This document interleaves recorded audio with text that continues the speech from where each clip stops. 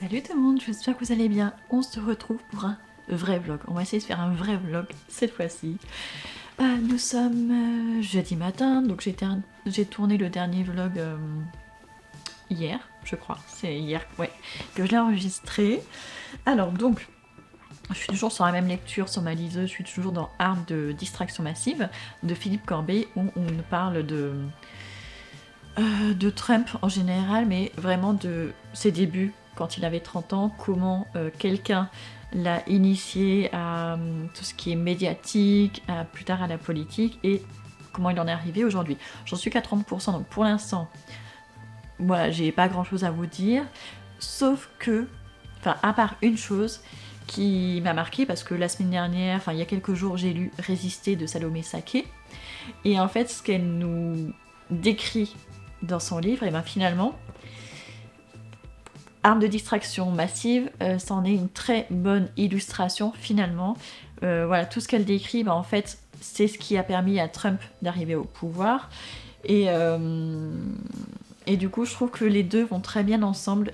Lire l'un ou l'autre, l'un à la suite de l'autre, enfin, peu importe que vous lisiez celui-ci avant Résister ou Résister avant celui-ci, je pense que les deux se complètent bien, ça fait une bonne illustration. Donc pour l'instant, voilà, j'ai rien à dire de plus pour l'instant, j'en suis qu'à 30%, je vous en reparlerai quand j'aurai terminé ou avancé si quelque chose en particulier si je trouve quelque chose de particulier à vous en dire. Et sinon, hier soir, j'ai commencé Salvernet de Jean-Michel Le Boulanger, un livre qui m'a été offert dans le swap par Aurélie. Donc je vous avais demandé sur YouTube et sur Instagram lequel des 12 vous me recommanderiez en premier. Chacun de vous m'en a cité un différent, sauf celui-ci, vous avez été deux à me le recommander. Donc du coup, c'est super celui-ci que je me suis tournée. J'avais un petit peu peur, je me dis, oh il est gros et tout, et en ce moment, je sais pas, j'ai besoin de lire des choses plus courtes. Mais en fait, il fait que 350 pages, les pages sont hyper épaisses, donc ça passe tout seul, l'écriture n'est pas très petite. Donc vous voyez, je l'ai commencé hier soir et j'ai lu 50 pages, je me suis endormie dessus. Je suis très très fatiguée là en ce moment. Je dors pas assez, mais pour l'instant, ça se lit tout seul. En fait, dans le prologue, on apprend qu'une jeune femme est retrouvée morte. Jeune femme qui n'a... Enfin, on est sur une île, déjà on va commencer par ça. On est sur une île imaginaire, hein. Elle n'existe pas, l'auteur nous le dit. Voilà, on est dans les îles anglo-normandes, donc entre la Normandie, la Bretagne et l'Angleterre. Il y a des îles qui existent vraiment, Jersey, Guernesey et je ne sais plus le nom des autres, mais celle dont il est question, Salvernet, n'existe pas. Elle est inventée par l'auteur, mais voilà, elle est entre ces îles-là. Et sur cette petite île, un homme qui a 70 ans à peu près, trouve un corps quand il va à la pêche le matin, et visiblement c'est une jeune femme qui n'est pas de l'île, il ne la reconnaît pas, et sur cette île tout le monde se connaît. Et donc voilà, ça c'est le prologue. Et après, quand on arrive au premier chapitre, pour l'instant, on ne nous parle pas du tout de cette femme-là, mais voilà, on nous décrit les personnages, comment vit l'île et tout ça. Et il y a un homme qui n'est pas d'ici qui débarque, un photographe. Et visiblement, cet homme a tout perdu, notamment sa fiancée qui s'appelait Coralie. Et quelque chose me dit que cette Coralie est sûrement la femme qui a été retrouvée morte dans la mer, mais je ne sais pas l'histoire quand est-ce qu'elle se passe par rapport au moment où on a retrouvé ce corps dans l'eau. Je ne sais pas si c'est passé quelques jours, quelques semaines, quelques mois, quelques années, je ne sais pas du tout, donc je pense qu'on va le savoir plus tard. Mais donc on a avec ce personnage Yann qui est photographe, on n'en sait pas trop, il a l'air très sympa et tout ça, et en fait au fur et à mesure, j'en suis qu'au chapitre, j'en ai lu que 4, mais on sent que voilà, il est venu là pour enquêter, je pense. Il a un carnet avec lui qui est sûrement le carnet de Coralie, je pense. Mais voilà, je sais pas ce qui va se passer. J'imagine qu'il va essayer de découvrir ce qui s'est passé. Donc on verra bien. C'est un polar qui se passe voilà, sur cette île imaginaire. Donc on va voir, je pense qu'on va découvrir des choses sur les personnages aussi, sur les habitants de l'île, mais je ne sais pas encore. Ici aux éditions M+, je crois. Ouais, M+, édition. Donc je vous en dirai plus tard. Et sinon, là tout à l'heure, enfin, peut-être pas ce matin, je sais pas, quoique. Je sais pas si j'aurai le temps de commencer ce matin parce que j'ai du montage aussi à faire. que c'est bien beau de tourner les vidéos, mais il faut pouvoir les monter après. Mais du coup, je vais commencer mon carnet de lecture aujourd'hui, soit ce matin, soit cet après-midi. J'ai déjà noté un truc auquel j'ai pensé. J'ai recopié mon point saga série que j'avais fait dans les vlogmas, vous voyez. J'avais fait un vlogmas sur où est-ce que j'en étais dans mes sagas et séries livresques. Donc j'avais noté celles qui étaient commencées, celles que j'avais poursuivies et celles que j'avais terminées en 2025. Donc je l'ai renoté ici. Et j'hésite à me faire peut-être une page ou deux derrière vide où je pourrais dans l'année venir rajouter des séries que je commence et tout ça. Mais le risque, c'est que je le remplisse pas ou que je commence pas forcément de nouvelles séries et que je laisse des pages en trop ou que j'en ai pas assez. Donc je vais peut-être pas le faire maintenant, mais peut-être en cours d'année, peut-être en milieu d'année, vers juillet par exemple, juin-juillet, faire un point de mi-année pour voir où j'en suis côté série et saga. Donc je pense que je ferai ça comme ça. Mais du coup, là, avant de commencer mes avis lecture, je vais me noter toute ma pile à lire actuelle. Je le fais pas d'habitude et ça me manque parce que du coup, ça sera plus facile de savoir où est-ce que j'en suis. Parce que sur la pli Babelio, j'ai toute ma palle qui est enregistrée, enfin ma palle papier. Mais ça me dit pas depuis quand tel livre est arrivé dans la bibliothèque. On peut les classer par ordre d'arrivée, mais à condition de les scanner et de les enregistrer quand on les a reçus. Ce qui n'est pas forcément le cas. Enfin, maintenant je le fais, mais au début je pensais pas forcément à le faire. Et du coup, il peut y avoir des erreurs. Donc là, en le notant dans mon carnet, je saurais que voilà, en janvier 2026, j'avais tous ces livres. Et je ne vais pas juste faire ma pile papier, je vais faire aussi ma pile numérique, que j'avais déjà noté dans un ancien carnet en décembre, parce que je voulais vous en faire un vlogmas et finalement je n'avais pas eu le temps. Donc je vais tout noter, je vais en profiter pour les enregistrer aussi dans Babelio, parce que je n'ai pas ma livre numérique dans Babelio, j'ai que ma palle papier. Donc du coup ça va encore faire grimper ma pile à lire qui est déjà à plus de 80. Mais bon, ce n'est pas grave. Et donc voilà, je vais noter ça aujourd'hui dans mon carnet de lecture. Si j'ai le temps, du coup, faudra que je commence mes avis lecture, parce que du coup, l'autre est terminé. Je l'ai terminé avec une pension en Italie.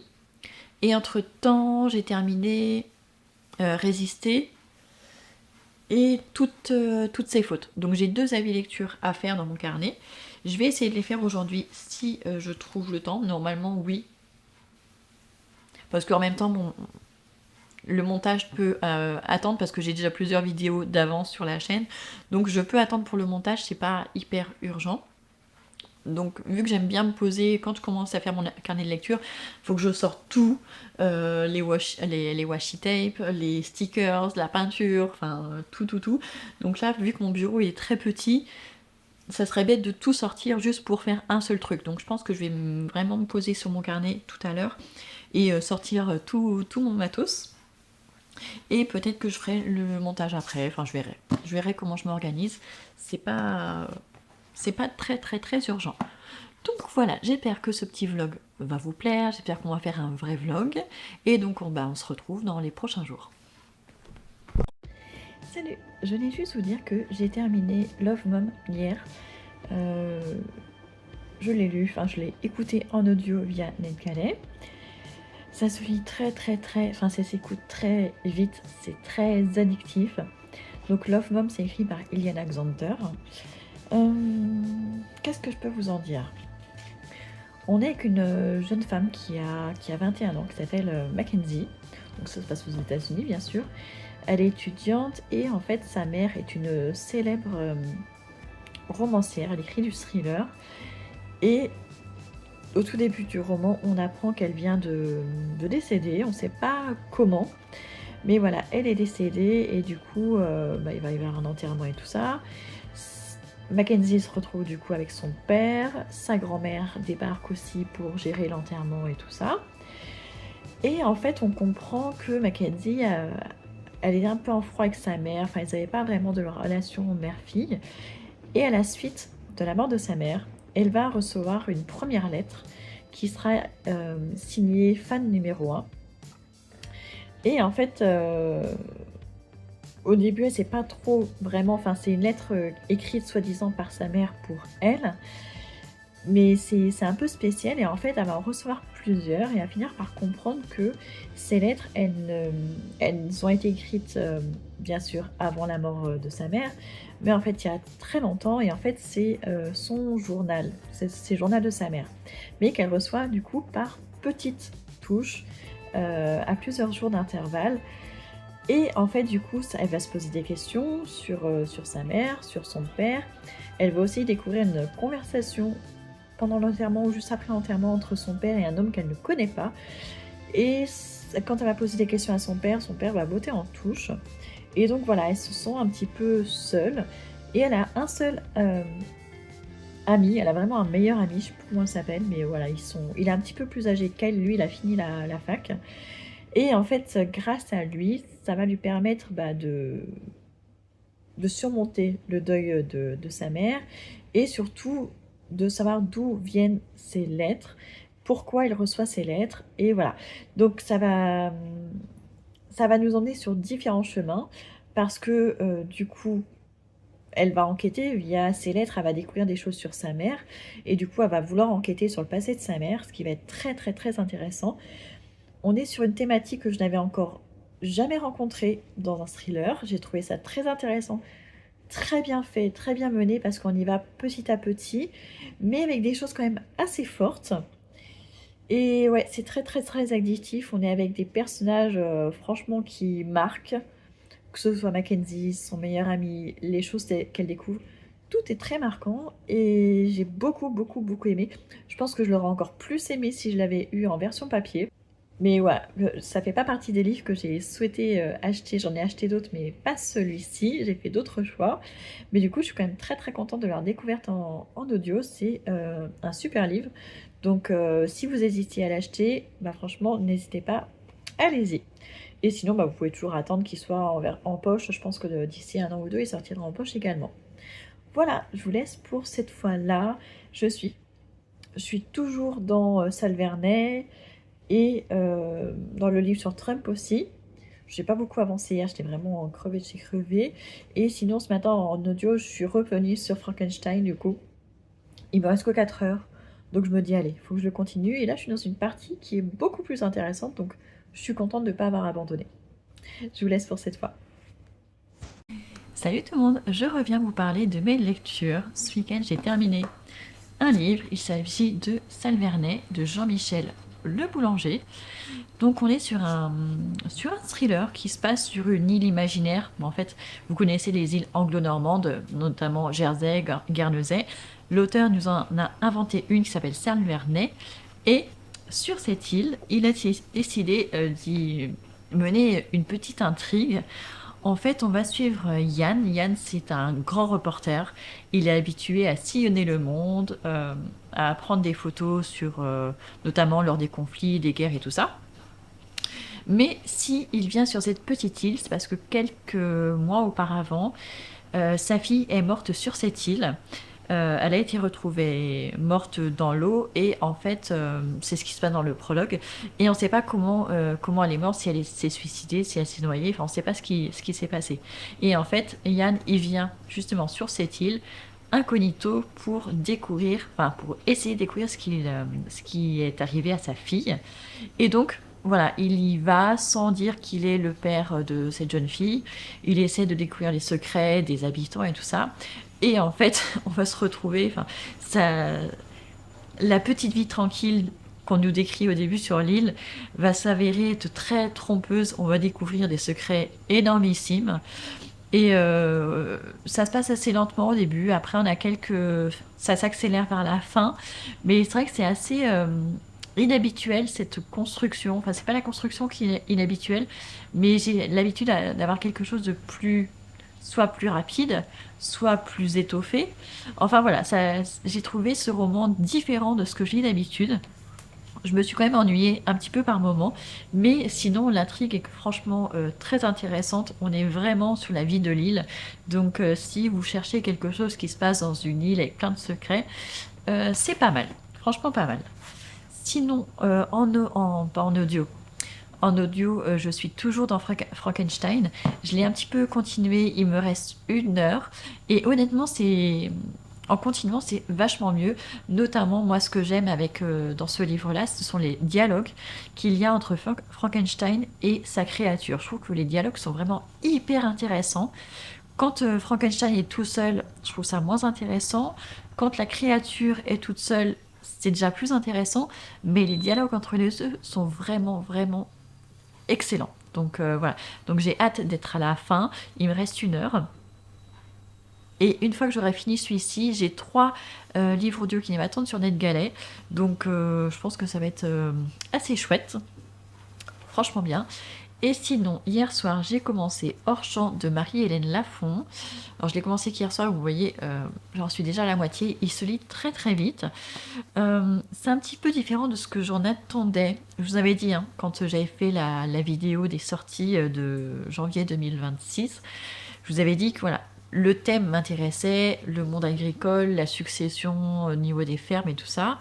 Mais j'avais peur qu'en si peu de temps, ce soit pas hyper détaillé et hyper approfondi. Alors, j'ai été un peu surprise parce qu'en fait, dans le premier chapitre, on est avec les deux, enfin le frère et la sœur, Gilles et Claire, alors qu'ils sont enfants. Ils n'ont que 10 ans, en fait, au tout début. Et en fait, on les voit grandir, mais on saute vachement d'années à chaque fois. Et là, j'en suis à la moitié, et Gilles a déjà 40 ans. Donc, Claire, elle a 1 an de plus. Donc voilà, on saute comme ça de tranche d'âge en tranche d'âge, on les voit évoluer. Et c'est aussi alterné entre les chapitres. On a le chapitre où on nous parle que de Gilles et du point de vue de Gilles, d'autres où on nous parle que de Claire et du point de vue de Claire. Donc on voit que ce sont déjà enfants, ils se parlaient pas beaucoup, ils étaient quand même très proches l'un de l'autre. On voit qu'ils ont vraiment une amitié, enfin une fraternité assez forte. Mais ils ne parlent pas. Ce sont des enfants qui ne parlent pas beaucoup. On est dans une famille un petit peu spéciale. Ça se passe dans le, on va dire, massif central, mais voilà, donc pas, on ne doit pas être très loin de Clermont-Ferrand. On n'a pas exactement la localisation, mais voilà, c'est par là-bas. Peut-être l'Auvergne, quelque chose comme ça. Est-ce que c'est écrit derrière? Non, c'est pas écrit. Mais voilà, donc on alterne les points de vue. Et donc là, on en est arrivé au fait que Gilles a 40 ans. Donc lui, il a repris, enfin, il travaille à la ferme avec ses parents. Et Claire, elle est partie faire des études supérieures à Paris. Et je sais même plus si on nous dit ce qu'elle fait comme travail. Je crois qu'elle est prof, mais qu'elle continue, donc ouais, je sais plus. Mais c'est pas vraiment important dans l'histoire. Mais c'est intéressant, mais le fait que ce soit un livre court, j'ai l'impression qu'on va pas assez au fond des choses. Mais voilà, j'en suis qu'à la moitié, donc j'attends d'être à la fin pour vous en dire plus. Mais l'écriture est franchement sympa. Je découvre la plume de Marie-Hélène Lafont. Et elle a des constructions de phrases très intéressantes. Je trouve ça fluide, je trouve ça intéressant de, de décrire le point de vue parce qu'en fait, elle utilise des mots qui ne sortent pas de la bouche de ses enfants, mais en fait, c'est des mots qu'ils ont entendus de la part de leurs parents. Et ouais, c'est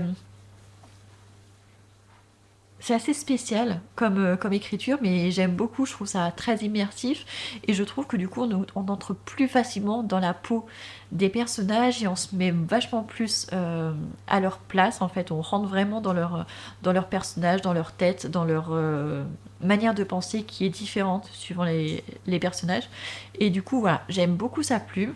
L'histoire pour l'instant me laisse un petit peu sur ma faim, mais voilà, j'attends d'être plus loin, mais c'est quand même intéressant parce que c'est pas tout lisse, voilà. Mais on nous parle pas non plus beaucoup du monde agricole. Enfin, voilà, je trouve que ça reste quand même en surface. Mais bon, je vais attendre de voir la suite. Et sinon, en numérique, je suis toujours dans Armes de destruction, dans Armes de distraction massive de Philippe Corbet. J'en suis à peu près à 70%, mais je vais attendre d'être à la fin, pareil, pour vous en dire plus, parce que sinon je risque de me répéter. Donc je vous en parlerai quand je l'aurai fini. Voilà, je vous retrouve dans quelques jours. Me revoilà. J'ai terminé hier soir Hors champ de Marie-Hélène Lafont et j'ai beaucoup aimé. C'est pas un coup de cœur, mais j'ai beaucoup aimé. Quand j'en étais à la moitié, je savais pas trop où est-ce il allait en venir. Et en fait, ça correspond pas au résumé que j'avais compris finalement. En fait, c'est l'histoire d'un frère et d'une sœur, Claire et Gilles, et on les suit en fait sur 50 ans. Donc à partir de leurs 10 ans jusqu'à leurs 50, ouais, 50, presque 60 ans. Et en fait, donc ça se passe dans une ferme qui est, je sais pas trop située, mais vers Clermont-Ferrand, Aurillac, peut-être l'Auvergne, Massif Central, quelque chose comme ça, où l'hiver est assez rude, où il y a de la neige et tout ça, et les étés peuvent être très chauds aussi. Et en fait, on est avec ce frère et cette sœur qui, dès leur plus jeune âge, en fait, sont souvent comparés l'un à l'autre. Enfin, surtout le garçon est comparé à sa sœur, qui ferait mieux que tout le monde, enfin, qui ferait mieux que lui.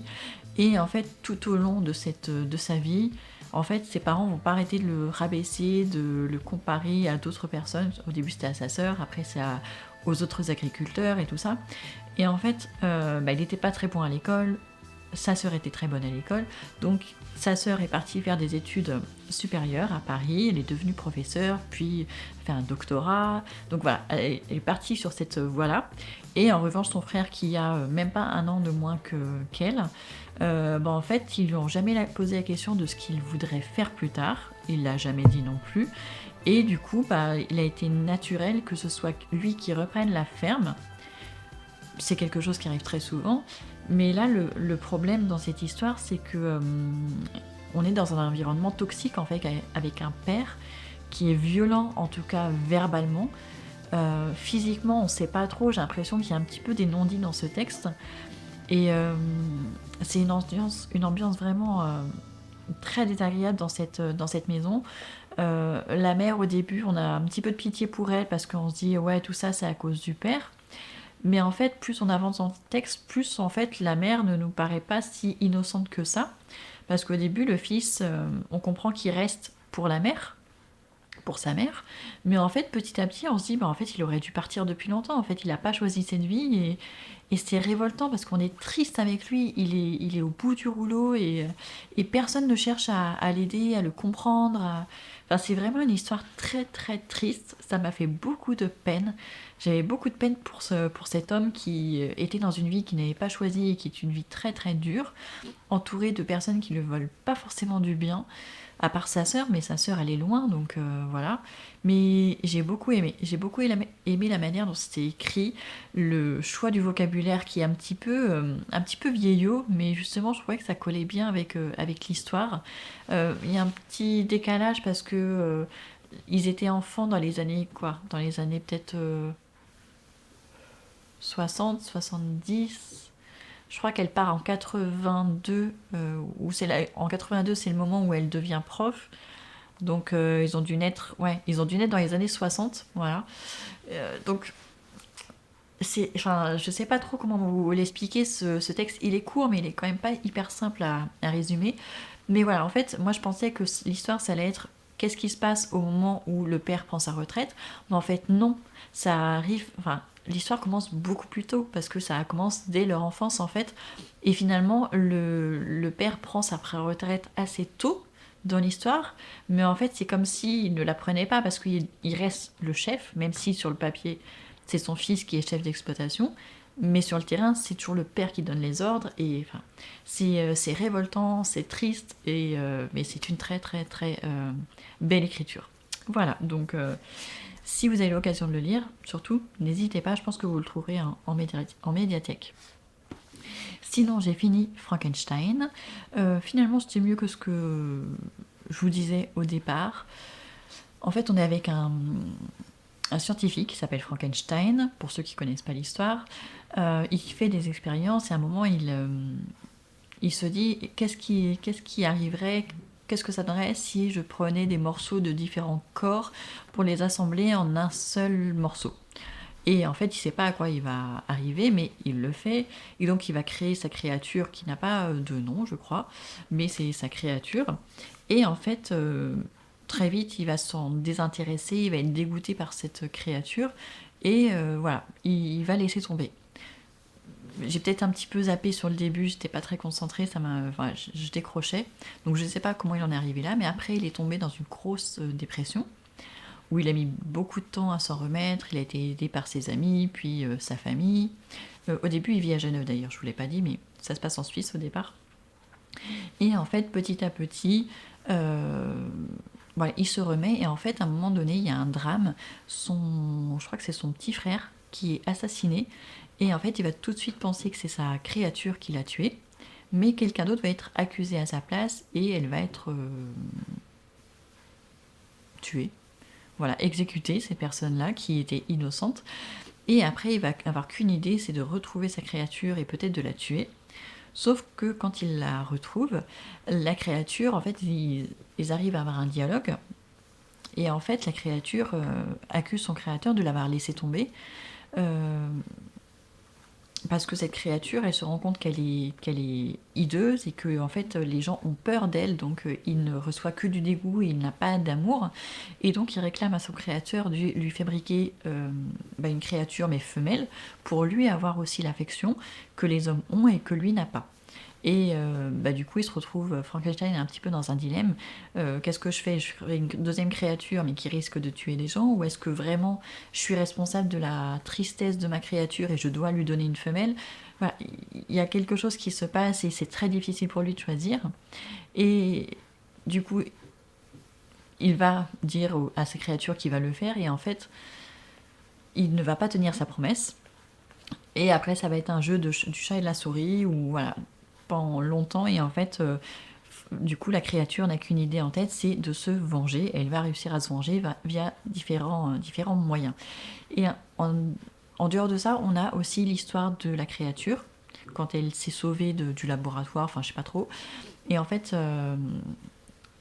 elle va nous raconter comment elle a rencontré d'autres personnes, enfin comment elle les a étudiées de loin, et comment elle a appris à lire, à écrire, à parler comme les humains, et à penser comme les humains. Et j'ai trouvé ça une partie très très très intéressante, les dialogues étaient très intéressants. Voilà, Et en plus, la mise en scène est vraiment excellente, je l'ai écoutée sur Audible. C'était excellent. Quand il se passait quelque chose d'angoissant, on avait la petite musique angoissante, enfin la musique n'est pas tout le temps, mais c'est vraiment à des moments clés et j'ai trouvé que c'était très très bien fait. Ça m'a permis aussi de rentrer plus dans l'histoire. Donc voilà ce que j'avais à vous dire pour aujourd'hui. Et du coup, j'ai commencé dans la foulée un nouveau livre audio. J'ai eu 3 livres audio validés par NetGalley hier. Et du coup, j'ai commencé Enfin seul, c'est un essai. Et j'adore déjà. Donc je vous en reparlerai quand je l'aurai terminé. Et sinon, en papier, ce soir, je pense que je vais commencer Ouris de Kamel Daoud. Et en numérique, je suis toujours sur Armes de distraction massive. Voilà, j'ai du mal à avancer, mais c'est aussi parce que j'ai lu celui-ci hier soir un petit peu tard, donc j'ai pas pu lire d'autres. Donc voilà, je vous laisse pour aujourd'hui. Salut, je reviens pour vous parler d'un dernier livre que j'ai terminé ce matin. Ce matin, en faisant du tapis de course. Enfin, je l'utilise en tapis de marche, moi. Mais c'est vrai que en liseuse, en fait, c'est hyper pratique de la poser sur. On a un espace exprès sur le tapis de course pour poser une tablette, une liseuse, un téléphone. Voilà, c'est fait pour. Et du coup, c'est la première fois que je le faisais. Je me dis pourquoi pas, plutôt que. Il me restait vraiment pas grand chose à lire. Je me dis pourquoi pas, au lieu de rester assise dans mon fauteuil, pourquoi ne pas faire un petit peu de sport en même temps? Parce que ces derniers temps, ces dernières semaines, il fait tellement moche, il pleut tellement que je sors très très peu. Et du coup, je bouge aussi très très peu. Donc c'était l'occasion de faire 2 choses en une. Et il faut quelques secondes avant de s'habituer parce que bon, j'ai pas l'habitude de marcher et de lire en même temps. Mais ouais, avec la liseuse, c'est très pratique et je pense que je le ferai plus souvent dorénavant. Ça m'a permis de finir Armes de distraction massive ce matin de Philippe Corbet. Alors, bon, ce livre c'est un petit peu décevant, mais en même temps, vu le sujet, est-ce que c'est étonnant? Peut-être pas. Donc en fait, Philippe Corbet, c'est un journaliste qui est ancien rédacteur d'une chaîne d'infos en continu, laquelle, c'est pas précisé, je suis pas allée voir, peut-être BFM, peut-être LCI, CNews, j'en sais rien. Mais du coup, ça transparaît un petit peu dans ce livre parce que on a l'impression qu'en fait qu'on est sur BFM par exemple et qu'on nous balance plein d'infos en continu sur Trump sur plein d'aspects et c'est très fouillis. Il n'y a pas de chronologie. Il parle de choses différentes sans spécialement faire de progression ni de transition. Enfin, voilà, il n'y a pas de lien vraiment. Enfin, si, il y a un lien, c'est Trump. Mais j'ai trouvé que c'était très léger. Parce que finalement, à la fin, on a presque l'impression qu'il est fasciné par Trump. Et, et du coup, moi, je trouve ça malsain. Mais bon, peut-être que c'est parce que j'ai un parti pris et que voilà. Mais au début, ça allait. J'ai appris 2-3 trucs, notamment sur la police de l'immigration, ICE, qui fait beaucoup parler d'elle en ce moment. Et du coup, j'ai quand même appris quelques petites choses, mais peu. Et en fait, on tourne un petit peu en rond parce que finalement, ce que ce journaliste nous décrit et nous décrypte, finalement, il n'y a rien de nouveau par rapport à ce qu'on peut voir de nous-mêmes en lisant les journaux, en regardant le journal télévisé. Donc, honnêtement, à part quelqu'un qui vit dans sa bulle et qui ne suit pas du tout les informations, les actualités, je ne sais pas trop à qui ça s'adresse. Ouais, si, oui, à ceux qui ne suivent pas l'actualité. Je pense que c'est ça. Parce qu'en tout cas, voilà, moi j'ai trouvé que c'était un petit peu. Enfin, c'est pas vide, mais c'était pas assez fouillé, pas assez profond. Mais voilà, comme je le disais tout à l'heure, c'est peut-être finalement lié au sujet lui-même et au personnage lui-même finalement, que ce soit un petit peu creux. Voilà, mais ça illustre bien le livre de Salomé Saké qui s'appelle Résister. C'est une bonne illustration, c'est exactement ce qu'elle nous décrit pour l'extrême droite française en France, ce qui se passe, pourquoi elle est arrivée aussi haut dans les sondages et aux portes des élections. Et finalement, c'est ce que Trump a fait ces dernières années et ces dernières décennies. C'est un exemple en fait. Mais ce qui me marque, c'est que pour la France, on n'hésite pas à dire que c'est l'extrême droite, mais Trump qui fait la même chose aux États-Unis, on ne le taxe pas d'extrême droite, mais on le met juste dans la droite. Et ça me dérange un petit peu, mais bon, ça c'est la politique américaine, et c'est de la politique, donc ça n'a rien à faire ici. Mais donc voilà, donc je l'ai terminé ce matin, et du coup j'ai enchaîné directement avec un autre livre, mais je vous en parlerai bientôt, parce que je n'ai lu que 2-3 pages. Et donc voilà, donc je sais pas combien vous avez eu d'avis lecture dans cette vidéo, je crois que vous en avez eu 3 de lecture, et je crois que vous en avez eu 2 en audio. On s'en fait pas mal cette fois-là. Je suis contente de mon rythme en ce moment. Alors là, ça a été un vrai vlog que j'ai fait en plusieurs fois. Alors, vous avez peut-être remarqué qu'il y a un décalage, en tout cas pour ceux qui me suivent sur Instagram, vous avez peut-être dû voir qu'il y a un décalage entre ce que je vous montre, ce que je lis en story, donc qui est au jour le jour, et ce que vous avez en vidéo, en vlog, parce que finalement, j'ai vu que j'avais quand même pas... Enfin, quand j'ai commencé là en janvier à reprendre les vidéos, j'en avais plusieurs, en fait, j'ai commencé à tourner, et j'ai eu plusieurs choses à vous proposer. Et du coup, j'ai dû organiser mes vidéos, les programmer pour qu'il n'y ait pas tout en même temps et qu'après il n'y ait plus rien. Donc du coup, j'ai pris le parti d'en mettre une le mercredi et une le dimanche pour l'instant, parce que j'avais beaucoup de vidéos à vous proposer. Donc des fois, il y a un décalage de 10 à 15 jours entre ce que je vous montre sur Instagram et ce qu'il y a sur YouTube.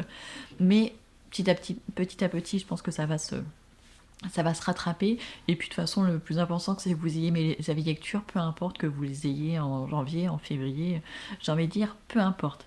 Mais c'est vrai que là, j'ai pris un bon rythme.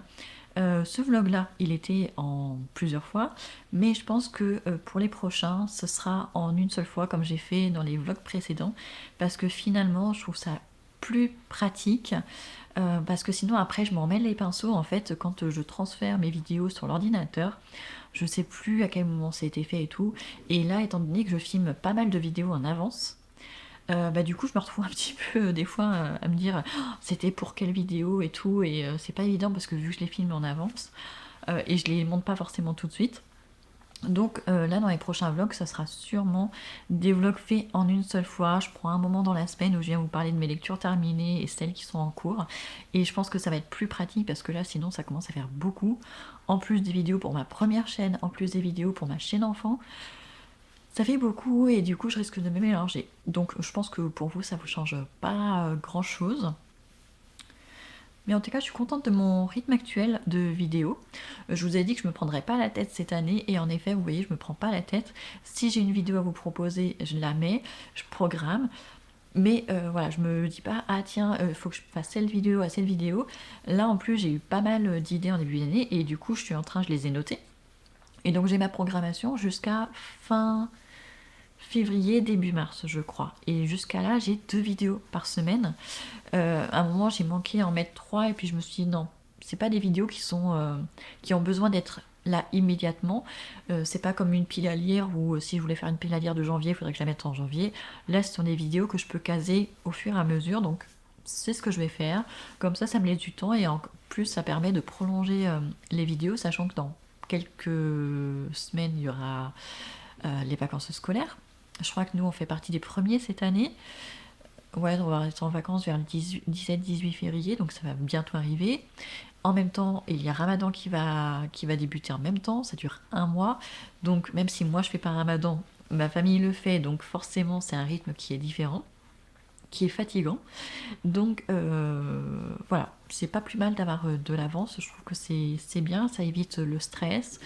Et cette année, que ce soit pour YouTube ou le reste, je trouve que je suis mieux organisée. Par exemple, avant, je me réveillais pas forcément tous les matins à la même heure. Il y a des fois où j'attendais vraiment le dernier moment, je me disais je suis trop fatiguée, je vais me mettre à cette heure-là. Et en fait, là, depuis début janvier, je mets mon réveil tous les jours, enfin du lundi au vendredi, à la même heure. Pas au plus tard possible, mais à une heure que je trouve pas mal. Ce qui permet de me laisser le temps de me réveiller tranquille avant que les enfants soient réveillés. Et le fait que ce soit toujours à la même heure, je trouve que c'est vachement mieux pour le corps. On se pose pas de questions et comme ça j'ai le temps de vraiment faire ce que je veux le matin et je trouve ça vachement plus détendu. Alors certes, je me lève tôt, donc je manque un petit peu de sommeil, mais j'ai l'impression que mon corps aussi apprécie cette régularité et ça permet qu'il y ait moins de stress. Quand on se lève au dernier moment, après il faut courir et tout, c'est stressant. Et le stress n'est pas bon du tout pour la santé. Et donc voilà tout ce que je voulais vous dire. J'ai pas encore organisé les lectures communes, là je vais le faire tout à l'heure, je vais aller chercher les livres dans la chambre, choisir ceux que je veux faire en lecture commune et les mettre sur lecture commune, sur l'application, et je vous ferai un post dans la foulée.